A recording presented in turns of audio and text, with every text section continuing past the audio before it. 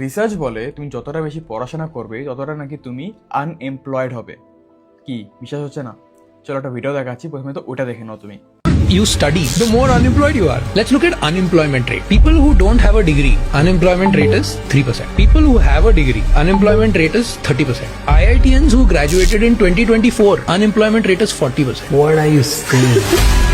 C, যারা ভালো পড়াশোনা করে, যারা টপ 10-15%-এর মধ্যে পড়ে, তারা লিটারেলি কোনো না কোনোভাবে চাকরি পেয়ে যায় বা তারা কাজ পেয়েই যায়।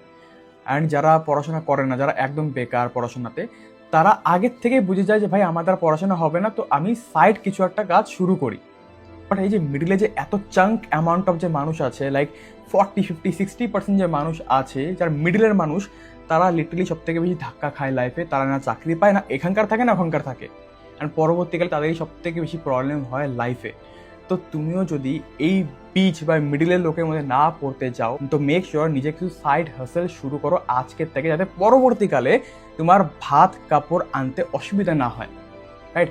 আজকে সঠিক সুযোগ, আজকে তুমি যদি কাজ শুরু করো তাহলে তুমি নিজের পরবর্তী বা ফিউচার ভালো করতে পারবে। অ্যান্ড তুমি রিসার্চে এটাও দেখে নিলে যে 30% আইআইটিএনরাও চাকরি পায় না, তারা আনএমপ্লয়েড থেকে যায়।